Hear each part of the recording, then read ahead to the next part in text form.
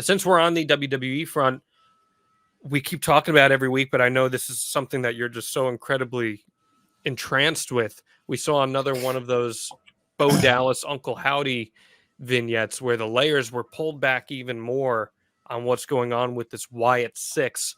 What do you think about this week's vignette? I enjoyed it.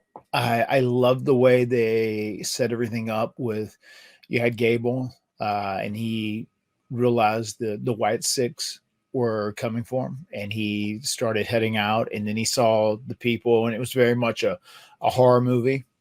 And then there was obviously the delivery of the VHS tape again.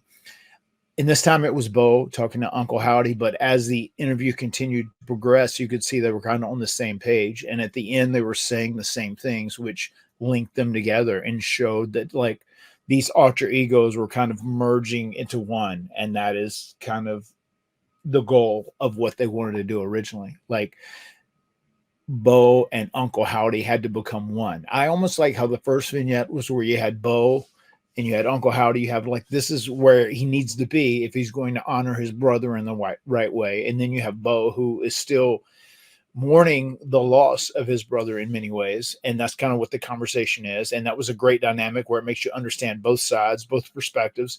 And then this week you saw where they almost like come together of the same mindset, and the characters almost merge as one. And even the way it was shot so damn cool. Like the way at the very end they would fade, one guy out and you see one, then the other guy came in, and you see them together, and you see teases of like, the mask on Bo, and you see, different images, and then they really come together as one, and his goal has been accomplished. And I think that's probably where they're going to end the Bo Dallas Uncle Howdy thing. That's your explanation behind why Bo Dallas is like undertook this alias of Uncle Howdy and what he's going to do with it and his motivation for leading the Wyatt Six. I really liked the idea that Bo Dallas is being positioned in a way where he's going to be taken seriously, because that was something that we've talked about. It's like, can Taylor step to that really difficult mantle that his brother once held?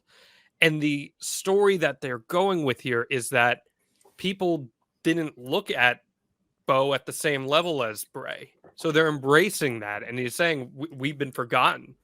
We were discarded. We were never looked at on the same level as those other people. And now's the opportunity to show that they are at that.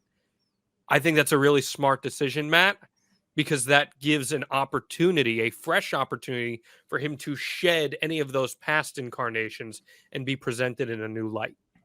I mean, I do too. And once again, it's just, it's evolution. And that's what all wrestling characters have to do. And they are evolving Bo Dallas into Uncle Howdy. And they were doing it in a very believable way. And the way they did it, where he said, my brother was my hero. I wanted to be my brother. I wanted to do this. So he like sets the bar high for like what he wants to do and what he wants to achieve. And just his facial expressions, his reactions, and how it's great that they took their time with this. The way they did it, I think this was the perfect setting to build him, where you're not doing it live in front of a crowd. You can have multiple takes if that's what they need to do or whatever, but it was done, and it was practically perfect in every single way.